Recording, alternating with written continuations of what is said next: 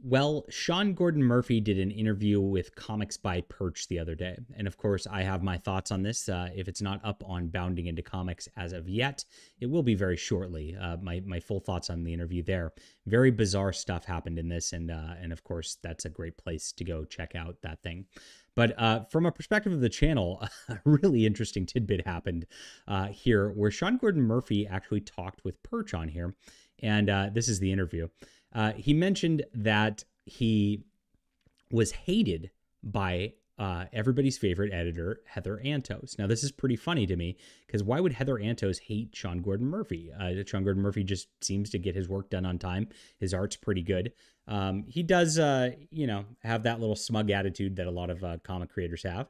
But I wonder what happened here. He just said she just completely hates him, and it's a very odd thing.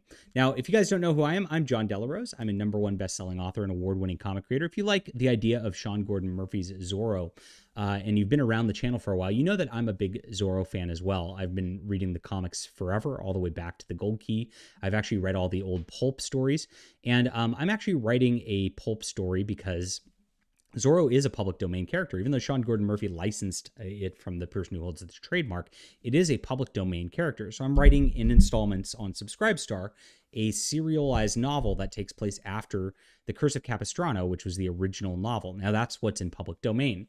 So this is The Curse of Capistrano returns in every single sense. What a lot of people don't know is there's like a tight continuity to that story. And the character actually reveals himself to the world and reveals himself as Don Diego at the end of the book and vows to retire the character forever. Now, ever since that, and even in the original author's stories, he just completely ignored this and just made his own adventures with this character anyway that were separate. But a lot of people don't go back to this history and don't read these old pulps, and so they don't really have this rich sense of what the original character was. I did this, and I'm continuing from this as it is public domain right here on the Subscribestars. If you want to check this out, please do. And go grab this in the description below. I'm going to post my new installment very shortly. As we are continuing along with this. We also are doing comics. We're doing different novels, different short stories as they come out with them. And it helps support our culture war here at the channel here with what we do. So please get on this and tell your friends to do so as well. You're going to have some great stories, and I appreciate you guys supporting our artistic efforts. Okay.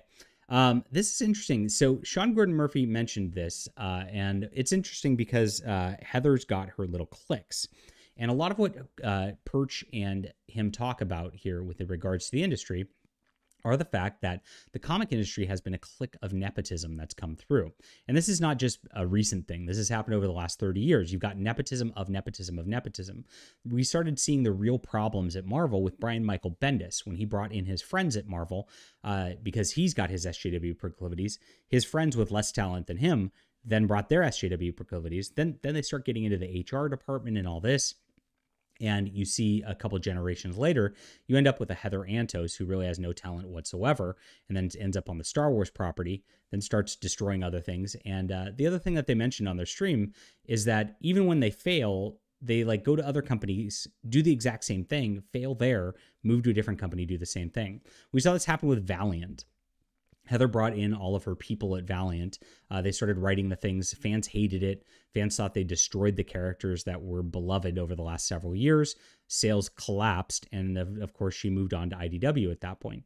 Then she takes on Star Trek. She starts moving in all of her same people to this, rather than the people who actually know it. They actually bragged at San Diego Comic-Con, a lot of the people on the panel when I was there covering this, that they had never watched Star Trek before getting hired on the assignment by Heather Antos, because this is who they bring in. It's all about the nepotism. So I guess Sean Gordon Murphy ran afoul of that at some point, and she is opposed to him. Now, this came out as a tweet just before the interview, or around the time of the interview. I don't know if it has anything to do with the Sean Gordon Murphy thing, because she has so many people who she's, of course, crossed over the years just by being insufferable online. And here it is. Men get uncomfortable when a woman finds success, and it's not in their immediate service or pleasure. And I think that's a beautiful thing. As you can see, everything she posts is a reactionary thing to try to get identity politics going, to get people freaking out about my whammons, my diversity all the time. And it's very rarely about her actual talent or what's going on with Star Trek on any sort of level. And so you see this, and you see this is why IDW is in the tank also. IDW, she's now in charge of all of their licensed properties, which they cut all their creator-owned properties because they weren't making money on those. And now IDW's in such dire straits, but they're just going about doing the exact same thing with the same nepotistic people, just like they always do. Now, I think she's uncomfortable when men are successful and it's not in her immediate service or pleasure. This is a projection on her part. So Sean Gordon Murphy is doing this outside the system now. And he did so originally with plot holes on Indiegogo as well. He made a bunch of money out here. Now, I have my different thoughts on different things here too, but he is bucking the system and doing his own thing. And that upsets the power structures at these companies. It upsets people like Heather because he doesn't have to bow to her, doesn't have to bow to her social pressure. Maybe that's where this came about. I'd love to hear the story, the background of this, of to why she hates him so much, because it was obviously something important since he mentioned that very early in the interview here with Perch. But it's very funny to see that somebody successful, who's truly successful, ran afoul of somebody who's a fake successful, the imposter syndrome here. And that's exactly what we have in the comic industry a lot of times. These people with this imposter syndrome get into these positions of power, and then they try to knock down the people who actually have talent along the way over and over and over again. That's the comic industry in a nutshell. Leave a comment down below with what you think about this. Hit that like and subscribe button. We'll be back soon.